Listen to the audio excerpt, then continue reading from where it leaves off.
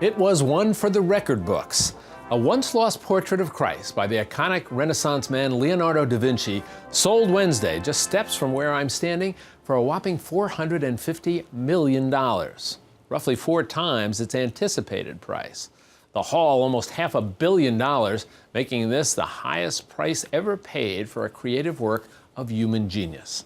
Salvator Mundi, or Savior of the World, was hammered down at a Christie's auction in New York after a quick tour around the world with stops in Hong Kong, San Francisco, and London. The work is believed to be just one of 20 known paintings by da Vinci, who began crafting it around the year 1500. Esteemed biographer Walter Isaacson has written some incredible biographies about geniuses such as Steve Jobs, Albert Einstein, and Ben Franklin, but his latest is indeed da Vinci. We started our conversation by discussing what motivated him to take a deep look at Leonardo. You know, there was sort of a pattern in things I'd written from Ben Franklin to Albert Einstein, Steve Jobs, which is what is creativity and how do we achieve it? And it's not just being smart. I'm sure on this show you've met a lot of smart people, and they're not really amount to much unless they're creative or imaginative. So for Leonardo, he loved every single subject you could imagine, from anatomy to how water flows, to how to paint, to how to be an engineer, a technologist, an inventor. And I realized that the really cool people I've written about, especially Ben Franklin, Einstein, and Steve Jobs, their genius comes from loving all aspects of nature. So I said, why don't I do the iconic person? And of course, Leonardo has the iconic drawing of this. Drawing. Everybody remembers this, right? Vitruvian Man. Yep. And I said, okay, that's the icon of those of us who think the humanities are cool, but technology is cool. And art is certainly really cool. Sure. One of the things, so many of them, that fascinated me in the book is in the very first lines, in the introduction, where you're talking about a turning 30-year-old Leonardo da Vinci, and essentially he's trying to pitch himself for work. Yeah, and I think most people would have thought, letters. yeah, wait a minute, Leonardo da Vinci, why did he have to pitch himself? People must be desperate in line to get to him. But wasn't necessarily the case. The cool thing about Leonardo is that he was very human. So he did things like not finish some of his paintings or procrastinate. And so he's a young painter in Florence, and he does some great work, including Ginevra da Benci, which you can see in the National Gallery in Washington. But then there's some paintings like Adoration of the Magi and St. Jerome that are unfinished. And after a while, he wants new horizons. So he writes his job application letter to the Duke of Milan, because he's living in Florence, wants to move to Milan.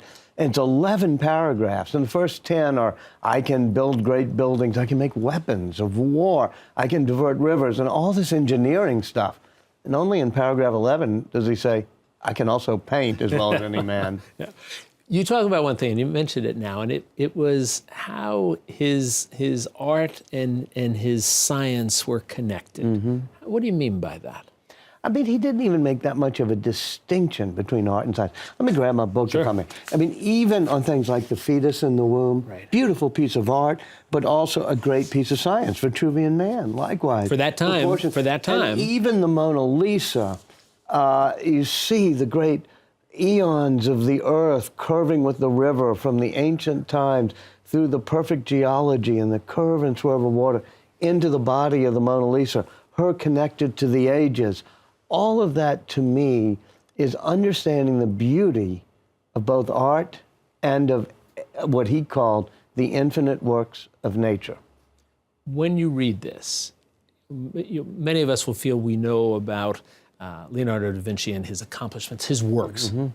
But you learn so much more about who he was. Mm-hmm. And I was thinking, how would you characterize him? Iconoclast is almost not dramatic enough. He's a bit of a misfit because he's illegitimate, he's left-handed, he's gay. He's left-handed, by the way, we should. The word sinister comes from the Latin sinistra, which is left-handed. Sure, I mean, they were deemed to be... And dexterous is the opposite. Exactly. When you're right-handed. So being left-handed was not a good thing for you. Yeah, and he was a vegetarian, somewhat heretical. And the cool thing, I mean, we're in New York now. It's another great city like this.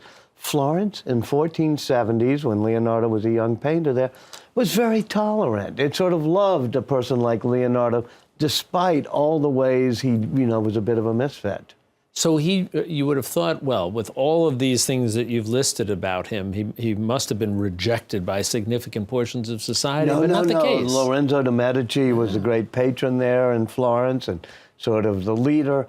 And, you know, he loved great artists, and Leonardo was also a musician, an architect, a designer. And it was a flourishing of that type of creativity at the time. And I think there's a lesson for us today. Creative cities, whether it be New York or San Francisco, tend to be those who are pretty comfortable with all sorts of folks. He's also comfortable with who he is. He has a companion named Salai. You know, he's the same time as Michelangelo. And Michelangelo, who's also gay but deeply uncomfortable about it. Leonardo, you know, he likes who he is. Does that help to explain? You talk about his passion for the human form. Yeah, but it explains, I just think his passion for everything. He was the person in history who was the most curious about everything you could possibly know about every subject that was knowable. And so he would write in his notebooks lists of things he wanted to know. Some of them are questions, you know, you and I asked when we were age 10, and then we outgrow our wonder years, like, why is the sky blue? Some of them are just wacky, like, describe the tongue of the woodpecker. Some are, you know, scientific, like why does water swirl when it goes around an obstacle? And do those swirls have the same spiral pattern as a curl of hair? These are things you and I could observe and be curious about if we just pause and say, hey, we can be more like Leonardo da Vinci. And that's the questions that Leonardo asked throughout the course of his life. Walter, it's a marvelous book. Another one in a long list of marvelous books. We thank you for joining us. And next time you have another one coming out, you have to come visit again. I'd love to come back. Good to see you. Thanks, Walter. Be well.